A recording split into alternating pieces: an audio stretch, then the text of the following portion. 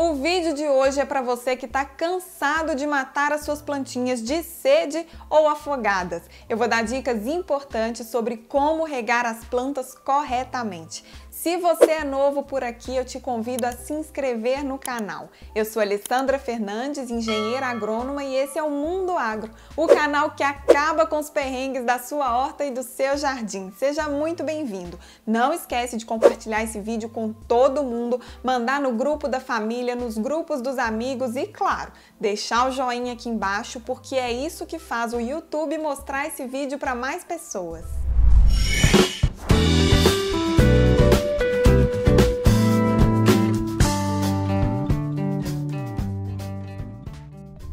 O vídeo de hoje vai responder uma pergunta que muita gente tem vergonha de fazer, mas que é super importante. Como regar as plantas corretamente? A rega parece simples, mas ela realmente é muito importante e por isso eu vou te mostrar alguns truques que vão te ajudar nessa hora. Muitas vezes a gente acaba exagerando na hora de regar, perde a mão e por isso a primeira dica é sempre plante em vasos que tenham furos no fundo e, se possível, faça uma camada de drenagem antes de colocar a terra. Isso é para facilitar a saída da água que fica ali em excesso.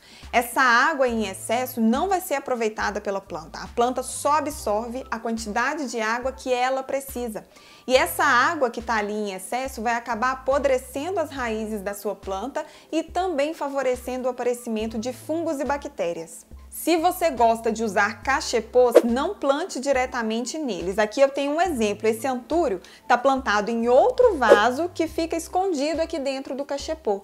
Quando eu vou regar essa planta, eu tiro esse vaso daqui, molho, depois que todo o excesso de água já saiu, aí sim eu volto com o vaso para dentro do cachepô. É assim que você deve fazer para que não acumule água dentro do cachepô também. Outra dica importante é molhar o substrato. Tem algumas plantas que gostam de água nas folhas, é importante que a gente borrife a folhagem e eu já vou chegar nesses exemplos, mas o mais importante é que a terra seja molhada e principalmente ela seja completamente molhada. Às vezes a gente molha só num cantinho do vaso, sempre faz isso, mas não é legal porque a água ela vai acabar formando um caminho ali dentro do vaso e não vai molhar essa terra de maneira homogênea, mas todas as raízes precisam receber água. Se você molhar sempre no mesmo cantinho do vaso, isso não vai acontecer. Então o ideal é a gente molhar o vaso por completo. Se você puder ir girando o vaso para facilitar,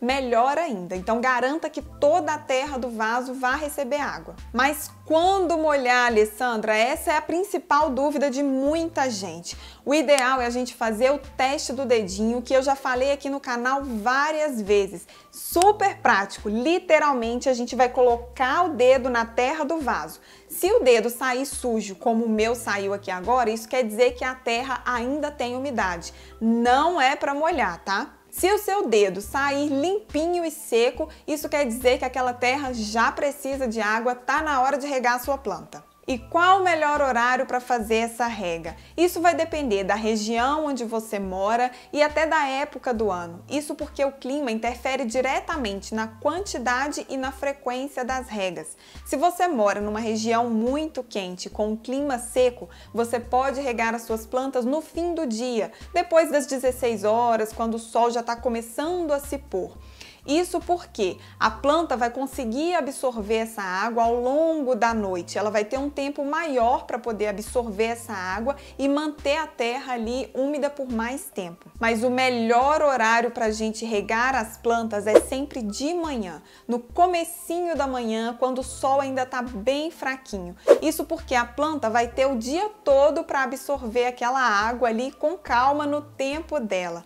Por que não é legal a gente fazer as regas com sol a pino, em pleno meio-dia, com sol muito quente? A água do vaso vai evaporar muito rápido. A planta não vai conseguir absorver a quantidade de água que ela precisa e vai acabar ficando estressada. Além do mais, quando o sol está muito quente, meio-dia, sol a pino, a terra do vaso também pode esquentar e a gente pode causar um choque térmico na planta regando nessa hora. E por falar em choque térmico, regue sempre com água em temperatura ambiente. Isso porque a água quente demais ou morna que seja, vai acabar danificando as raízes da sua planta e até matando os micro-organismos do solo que são tão importantes para as plantas. Se a água estiver fria demais, ela pode causar uma hibernação nas plantas, evitando brotações, evitando que a planta cresça normalmente. Agora vamos para as dicas mais práticas, os equipamentos que a gente usa para regar, que são super simples, mas alguns deles podem nos ajudar de acordo com a necessidade de cada planta. Eu tenho aqui, por exemplo, um regador, uma seringa, e eu já vou mostrar por quê, um borrifador manual e um outro borrifador que tem uma bombinha para poder ajudar. Se você não tiver nenhum desses equipamentos, não tem problema. Pode usar algum material que você já tem aí na sua casa, uma garrafa PET, é só fazer uns furinhos na tampa para facilitar, até um copo com água ajuda na hora de regar. Por que eu disse que esses equipamentos aqui podem facilitar de acordo com a necessidade de cada planta? Eu tenho aqui uma jiboia e uma mudinha de jabuticaba, né, que as pessoas costumam vender como se fosse um bonsai. Mas enfim, são plantas que gostam de água na folhagem. Então, além de molhar o substrato, como eu falei para vocês, que é importante a gente molhar o substrato e molhar o substrato de maneira homogênea, mas essas plantas aqui são plantas que gostam de umidade, que gostam de água, principalmente água nas folhagens. Então eu posso usar esse borrifador aqui de bomba ou esse borrifador manual para borrifar água nas plantas também. Para aquelas plantas que são originárias de florestas, de regiões úmidas, que gostam de ambiente úmido, esses equipamentos aqui ajudam bastante, porque a gente consegue molhar o substrato e molhar também a folhagem. Já outras plantas que detestam água nas folhas, como por exemplo a begônia, que eu tenho aqui, e a violeta, a gente pode usar outros artifícios. Esse regador aqui facilita muito, porque ele tem um bico bem fininho, então eu consigo direcionar a água diretamente para o substrato sem encostar nas folhas. A mesma coisa com a begônia.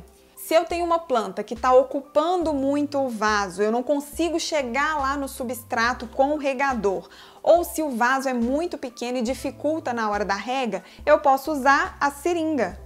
Assim eu também consigo direcionar a água diretamente para o substrato sem encostar nas folhas. E para fechar com chave de ouro, se você tiver dificuldade com a quantidade de água na hora de regar, molhe até que a água comece a sair pelo fundo do vaso. Na hora que a água começa a sair naqueles furinhos, isso quer dizer que toda a terra já foi molhada, então é hora de parar. Se você gostou das dicas de hoje, não pode perder o Horta no Apartamento em 60 dias. O meu novo projeto, onde eu vou te mostrar que é possível fazer uma horta em pequenos espaços, até para quem mora em apartamento, e o melhor de tudo, colher em apenas 60 dias. Para participar é só se inscrever no link que vai estar aqui embaixo na descrição desse vídeo. Eu te espero no Horta no Apartamento em 60 dias. E claro, semana que vem tem mais Mundo Agro, por isso eu te vejo na quarta às 20 horas.